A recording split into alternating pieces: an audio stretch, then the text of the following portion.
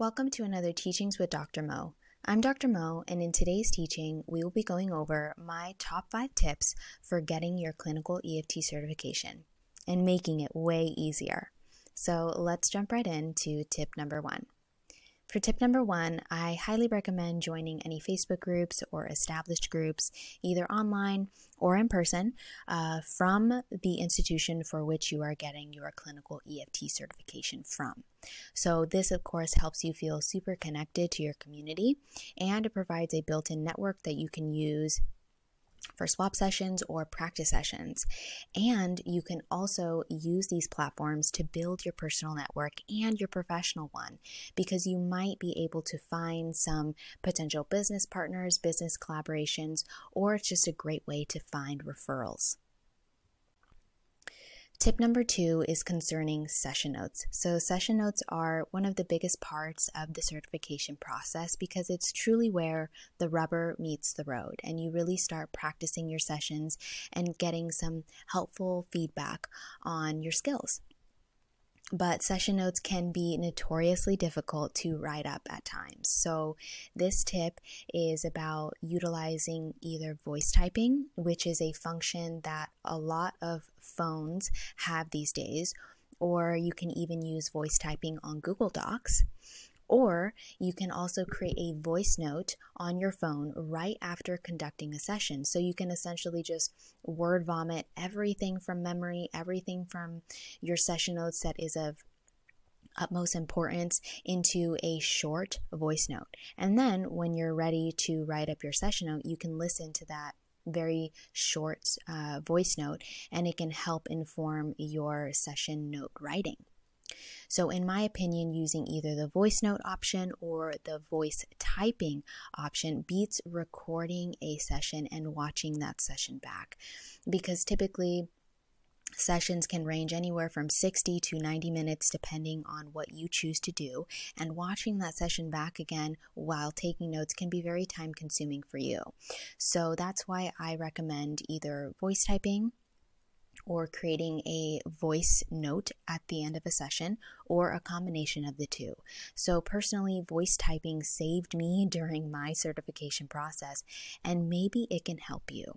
So if you are interested in using the voice typing function, I have outlined how to do it here, specifically for Google Docs. Now, voice typing you can also use on your iPhone or smartphone, and that is specific to whichever phone that you have.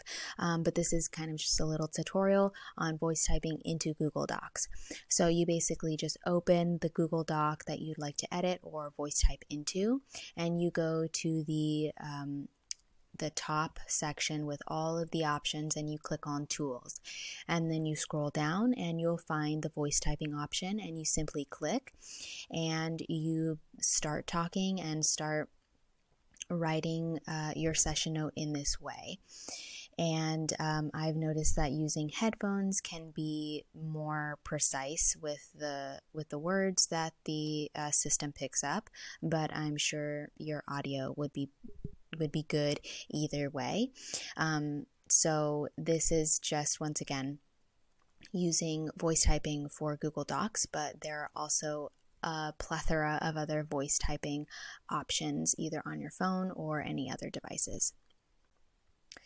So tip number 3 is this practice of using online calendars. So yes, you are a practicing student. Yes, you are a student of EFT, but it's very important during this clinical EFT certification process that you engage in habits that you will use in your own private practice, after which you get certified. So this is why I recommend for tip number 3 to already start using online schedulers like Acuity or like Calendly to help make your scheduling process and your interactions with clients way easier and way more streamlined.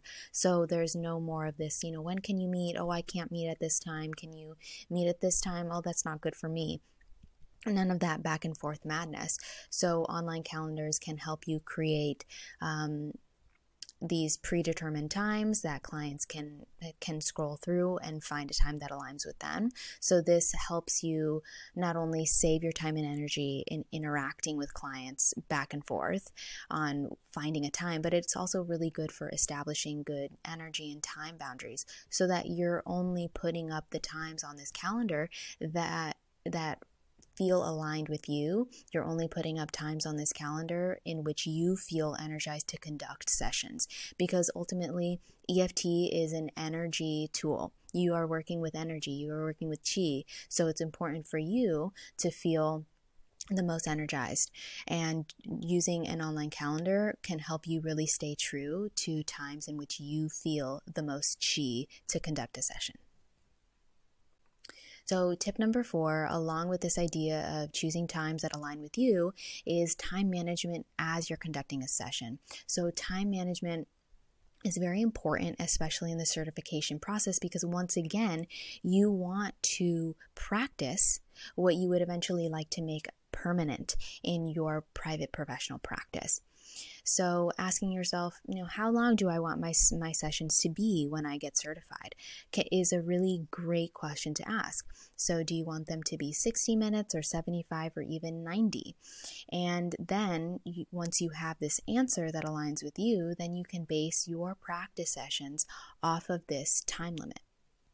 And I really recommend doing this because sometimes when you're practicing, it can be hard to find a natural stopping point in the session.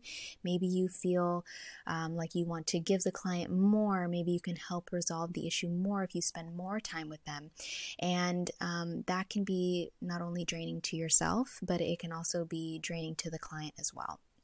So I really encourage you to respect your and your client's time and energy and stop at a predetermined time every single session that you conduct. So you can get into that habit. You can create that kind of muscle memory, if you will, of, stopping at this time, respecting your time and energy, and then, saving the unresolved issues for maybe another session, because that is what you would be doing in your private practice. So tip number 5 is again related to how you are going to practice in your private practice after you get certified. So this tip is about ethical practice and more specifically consent forms. So when you are a student learning EFT, you may kind of feel like you're in this kind of gray area, right? You are helping people in big ways, but you're not yet certified. Nevertheless, as a student, you must still inform your practice clients of who you are, what is within your scope of practice, what is and what isn't EFT, how you do it, what they might expect in a session with you or from you. And the best way to encapsulate all this information is through a consent form. So this form does not need to be super official, but it just needs to be clear. And it's a great habit to have these consent forms and to send them to clients before you conduct a session with them, because what good is a consent form after you have already conducted a session, right? So I have linked an example of a consent form that I got from EFT Master Naomi Jansen, who got it from EFT Master Alina Frank. So I don't own this consent form. I'm not responsible for anything that it says. I did not create it or write it, and it's very specific to EFT Universe. So if you're from another tapping institution, you can edit it for that institution from which you come from. But just keep in mind that if you do use this rough outline that I've linked below, you're responsible for changing it based on your needs and based on what institution you come from. So I have included a bonus tip for you. Yay! So my bonus tip is to essentially streamline your practice and all of your interactions with clients, and doing that through the resources that you offer your new clients. So let's clarify what I mean by this. So as a student of EFT, you're probably going to be working with a ton of people, most people that probably have not heard of EFT, right? They're very new clients, not only to you, but also to EFT. So, and you may find that you're repeating yourself. You're repeating the same spiel about EFT over and over and over again, and you're answering the same questions. So why not streamline this and create some resources that can help save your time as you interact with new clients? So that is why that I recommend creating tapping charts or a basic recipe sheet or videos that you either yourself have created or have, send a link from somebody else's video, creating resources on frequently asked questions about EFT, about working together, etc. So you can send all of these things to your new clients, right? This way, you don't have to spend time repeating yourself for every new client. Your client will also have those resources to lean upon leading up to the session or even after the session.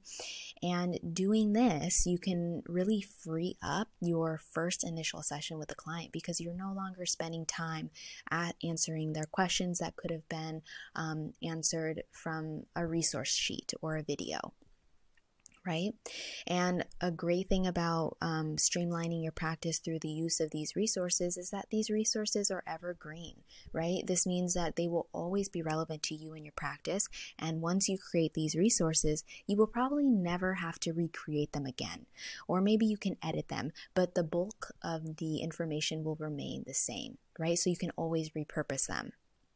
And that's really awesome. So I have provided a tapping resource down below that can be helpful as you streamline your private practice. So that is all for this video. I hope you have enjoyed these tips. Thank you for tuning into this teaching with Dr. Mo. I'm Dr. Mo, and we will talk and tap soon.